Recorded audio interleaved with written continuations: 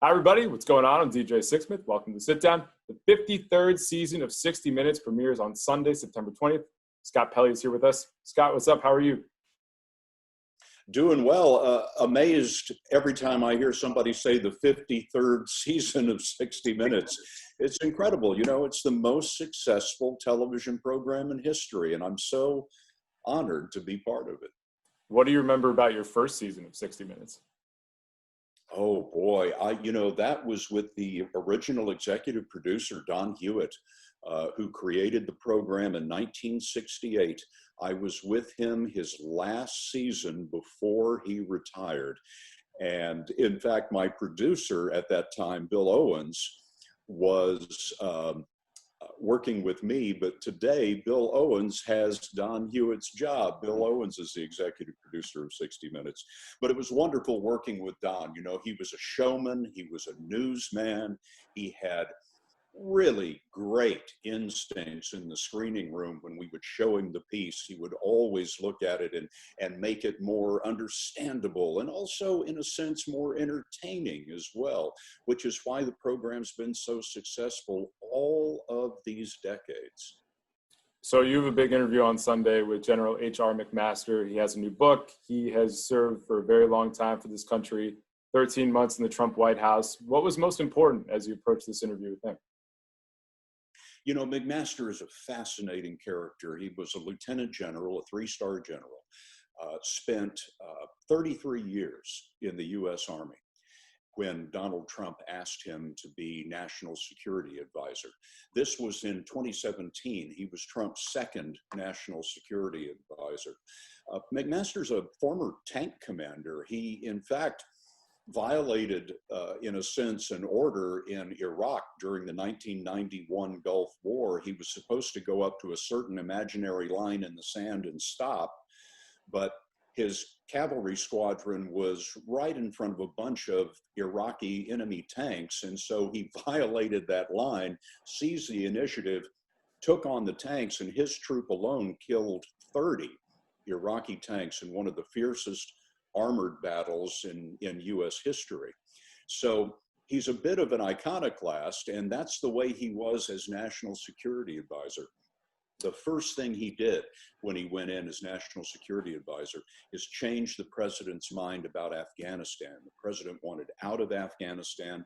McMaster felt it was important that we maintain the troops there. And one of the things that we talk about in the story is how the president made this commitment to McMaster, made this commitment in public, and then reneged a little over a year later, which McMaster thinks is, in his words, a tragedy. And what was it like having these conversations with somebody that was right there in the room with President Trump, who has the freedom now to talk about these things? Because sometimes you're in that position, you can't talk to the public, you can't talk to the media. What was it like trying to unearth some of this information all these years later? One of the great things about McMaster is he sees multiple sides in every issue. And he sees things in this interview about the Trump administration that he thinks were terrific, and he sees other things that he thinks were tragic. One of the things that he talks about President Trump doing really well is taking on China. McMaster says we have given China a free ride for far too long. We've allowed the Chinese to co-opt our economy to the point that China can now use that as a coercive tool to get the United States and to get other countries in the world to do China's bidding. So he's very much in favor of what Donald Trump did in terms of confronting China, but very much against what the president did in terms of bringing troops home from Afghanistan, Iraq, and Syria. He sees those areas as places that we have to make long-term commitments, a generational commitment, because he believes that the threat of terrorism here in the United States is far greater today than it was on 9/11. I certainly think that's something that people will be talking about once they watch your interview. What are some other things that'll surprise people about General McMaster that maybe they haven't thought about before? One of the things that you might not expect the National Security Advisor to talk about is climate change. McMaster believes it's an enormous threat to the security of the world and to the security of the United States. He talks about things like water scarcity in the world. He talks about things like food scarcity in the world and how that is going to be an enormously disruptive thing as countries compete around the world for dwindling resources. President Trump, of course, is famous for calling climate change a hoax, but McMaster says it is not a hoax. The evidence is in, and climate change will be one of the most significant threats to U.S. national security going forward. Scott, you've seen a lot of really interesting things unfold over the years during your time with 60 Minutes and CBS News. When you think specifically about covering the Trump administration and people who have worked for President Trump and are now on the outside, what are some of the biggest challenges for you and the 60 Minutes team in telling these stories? Well, some of the biggest challenges for us in telling stories about the White House, about President Trump, about the policies of the United States is getting people to talk to us, because there is more fear in this administration than I have seen in others about speaking out and telling the truth. Many agencies in previous administrations would tell you what they found. In this administration, it's more typical, I find, that that agency will go to the White House and say, what should we say? That's not the way democratic societies work. It's not the way the truth is told to the people who actually hold the power in this country, and that should be the people at home, the people, the citizens of the United States. You know, James Madison said that freedom of speech and freedom of the press are the rights that guarantee all the others. He knew that if we could say what we wanted to say, read what we wanted to read, write what we wanted to write, then all of the rights he put in the Bill of Rights would be protected.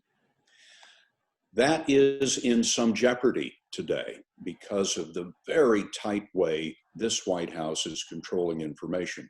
I hasten to add, all White Houses do this. I've seen it again and again and again throughout my career.